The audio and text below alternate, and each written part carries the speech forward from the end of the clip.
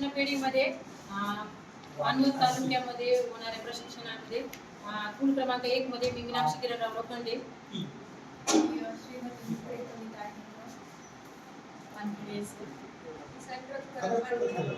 आम्ही क्षमता आधारित प्रश्नपेढी तयार केली आहे. त्या अंतर्गत आम्ही घटक घेतला आहे वर्ग 4चा घटक परिमिती, आयताची परिमिती घेणार आहोत गणित विषयांतर्गत. त्यामध्ये आम्ही अभ्यासक्रमाची ध्येय ठरवली MCG1 द्विमितीय आणि त्रिमितीय भौमितिक आकाराची वैशिष्ट्ये आणि गुणधर्माचे विश्लेषण करणे हे अभ्यासक्रमाचे ध्येय होते.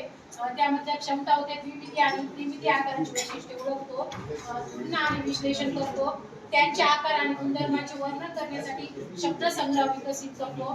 त्याच्या अध्ययन निष्पत्ती आहेत. अध्ययनाचे दिलेल्या आकारास एकक मानून साध्या भौमितिक आकाराचे त्रिकोण, आयत, चौरस याची परिमिती काढतात. उदाहरणार्थ टेबलाचा पृष्ठभाग पूर्णपणे झाकण्यासाठी लागणाऱ्या पुस्तकाची संख्या. वस्तुनिष्ठ प्रश्न काढले होते. त्यामध्ये 5 सेंटीमीटर लांबी आणि 2 सेंटीमीटर रुंदी तर आयताची परिमिती किती?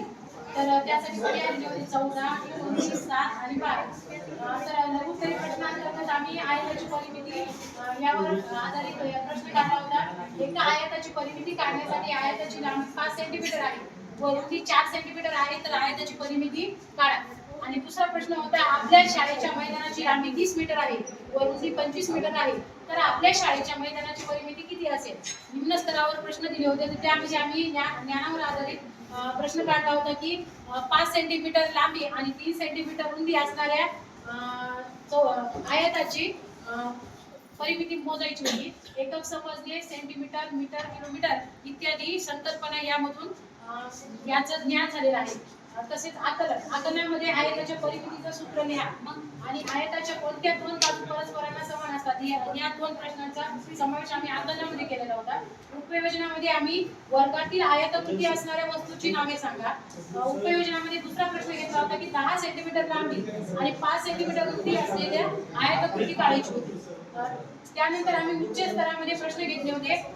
पहिल्या नंबरचा संकल्पना होती की विश्लेषण. त्या विश्लेषणांतर्गत आम्ही एका आयताची लांबी रुंदी दुप्पट केली तर त्या आयताची परिमिती मूळ आयताच्या परिमितीच्या किती पट होईल. त्यानंतर आम्ही संश्लेषण या संकल्पनेवर आधारित एका मैदानाची लांबी 30 मीटर आणि रुंदी 50 मीटर आहे तर त्या मैदानाला तारेची कुंपण बसवायची असेल तर किती मीटर लांबीची तार लागेल असा संश्लेषणात्मक प्रश्न आम्ही घेतला होता. त्यानंतर आम्ही नवनिर्मिती प्रश्न घेतला.